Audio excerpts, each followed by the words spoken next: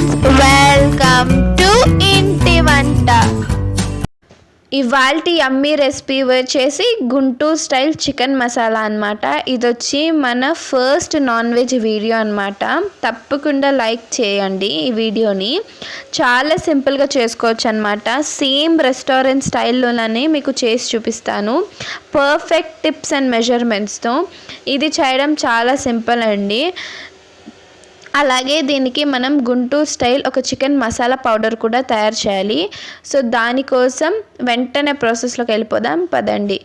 ముందుగా stove on చేసుకొని ఒక కడాయి పెట్టుకోండి. అందులోకి ఒక 2 టేబుల్ స్పూన్ అంత ధనియాలని వేసుకోండి.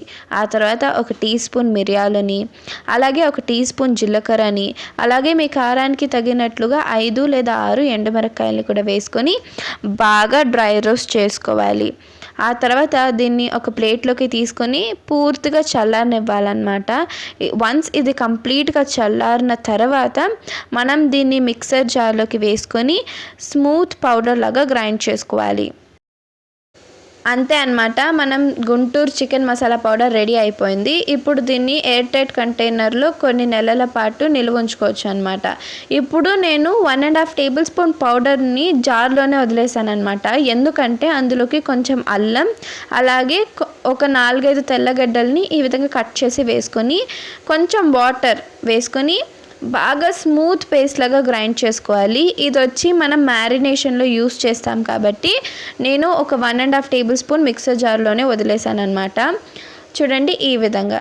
ఇప్పుడు మనము ఒక 1/2 kg వరకు చికెన్ని తీసుకుంటున్నాను అనమాట. నేను ఇందులోకి ఒక 1/4 టీ స్పూన్ అంత పసుపుని, అలాగే ఒక టీ స్పూన్ అంత సాల్ట్ని వేసుకున్నాను. అలాగే మీ కారానికి తగినట్లుగా కొంచెం కారం, అలాగే మనం ఇందాక రుబ్బి పెట్టుకున్నాం కదా మసాలా పేస్ట్, అది కూడా వేసుకొని బాగా మిక్స్ చేసుకోవాలన్నమాట. ఎంత బాగా పట్టిస్తే టేస్ట్ అంత బాగుంటుంది.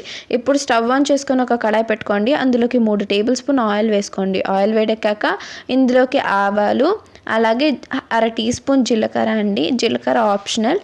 ఇప్పుడు వీటన్నిటిని బాగా ఫ్రై చేసుకోవాలి. ఆ తర్వాత ఇందులోకి 2 మీడియం సైజ్ ఆనియన్స్ని ఇలా సన్నగా కట్ చేసి వేసుకుంటున్నాను అనమాట.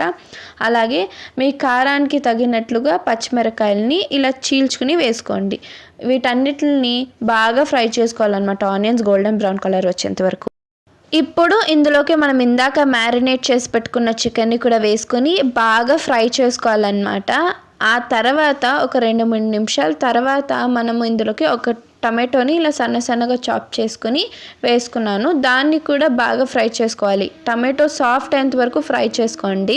టమాటో సాఫ్ట్ అయిన తర్వాత ఇందులోకి ఒక టీ స్పూన్ మనం ప్రిపేర్ చేసుకున్న మసాలా పౌడర్ కూడా వేసుకొని బాగా కలుపుకోండి.